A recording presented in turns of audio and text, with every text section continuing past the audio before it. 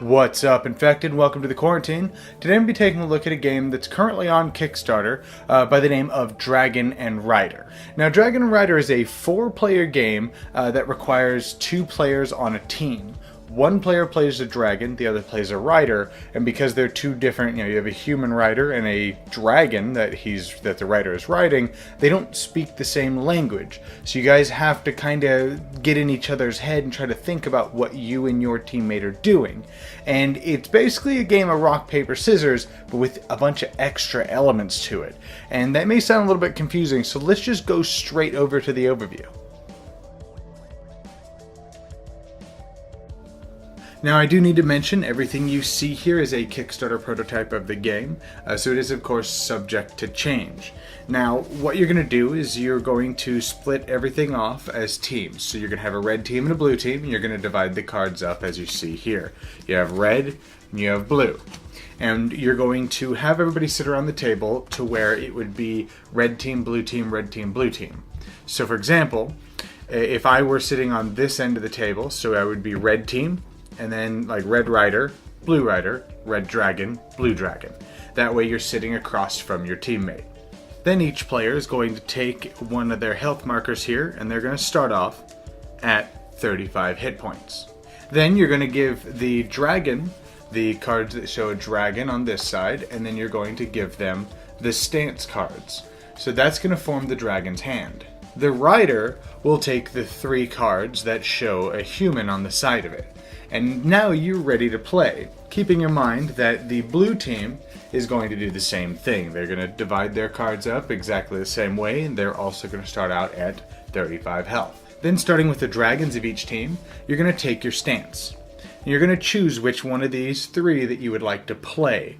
Now there's going to be, if you wind up matching this, then it's going to do a bunch of special things, but this can also be used as a little bit of subterfuge. So maybe I'm going to put out charge.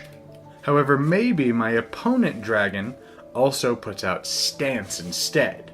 So, the next is our rider's action. Now our rider is going to choose which one of these they're going to play face up to show that they're not doing, and then which one of these they're going to play face down to show this is the one they're doing, but it's letting me know as the dragon which one they are not going to do.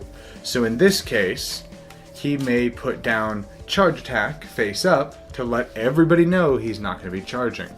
But he's going to maybe put down this one, which in this case is a dodge, face down, and I don't know what that is.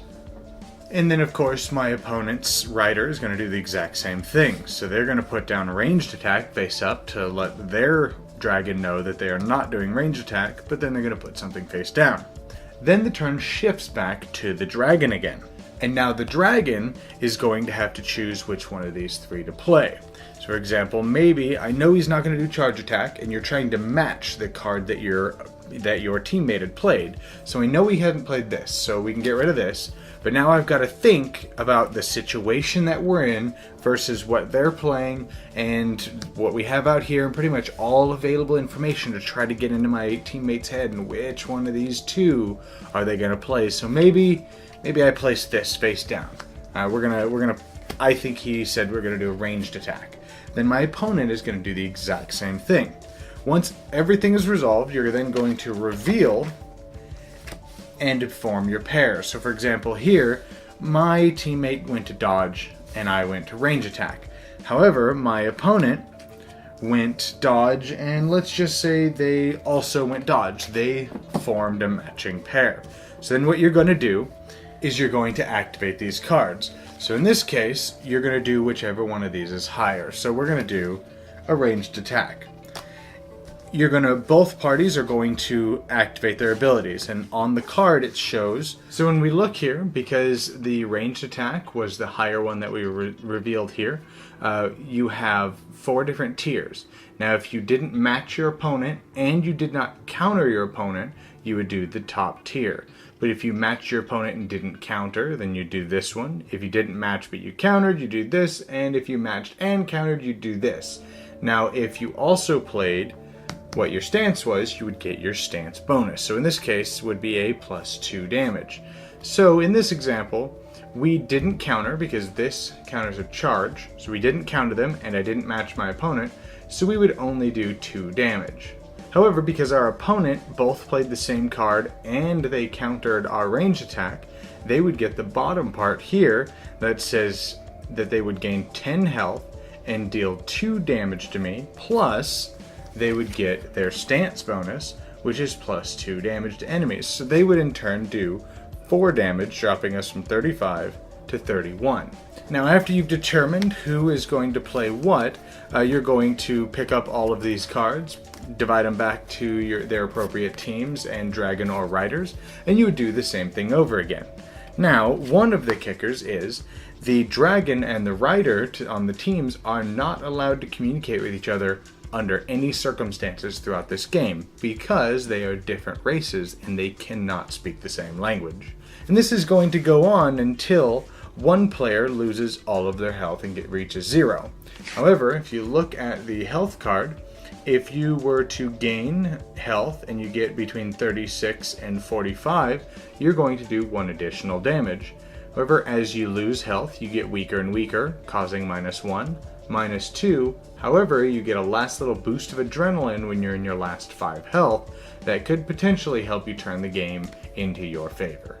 First team to drop the other team to 0 life is declared the winner. Alright, Dragon and Rider.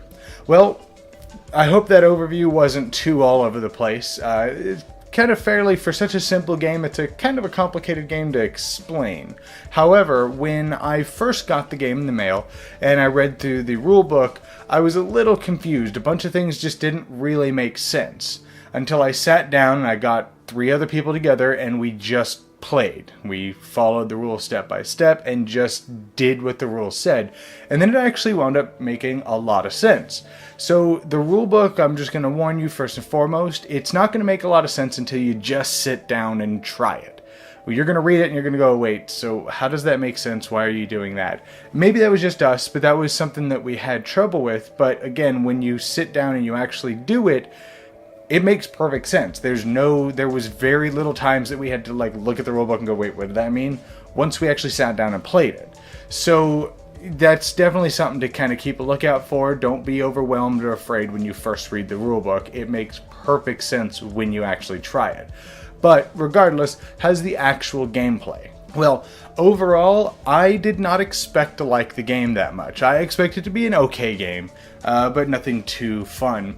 But when we actually got together and played it, it wound up being really fun. We had a blast with the game because it boils down to really just a rock, paper, scissors game. But then it's rock, paper, scissors with more steps, basically.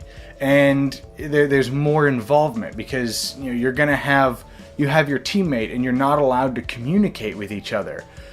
But you're trying to figure out, okay, what do I think that they want? And what do I think that they're going to do based on what they played, and they play based on what I first played, and so it's this really cool dynamic that's back and forth, and there's so much tension in that, where you place your card and you're like, man, I hope I put the right one down. I hope you did the right one because we're gonna get wrecked if we don't. And then you flip the cards and find out, yes, you guys were on the same wavelength, or crap, you guys chose totally different ones.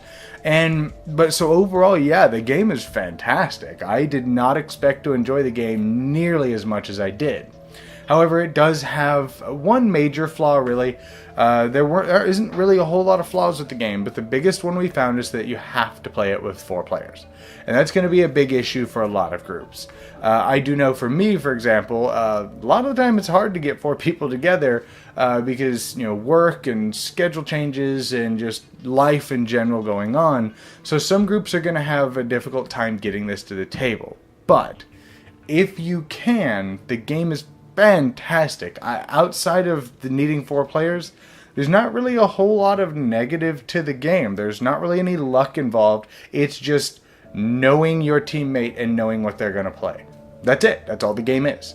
Other than that, this beats that, that beats this beats that. That's it. And so it's a fantastic little game. I definitely recommend checking it out. Anyways, I hope you guys enjoyed this video, and I'll see you guys next time in the Quarantine.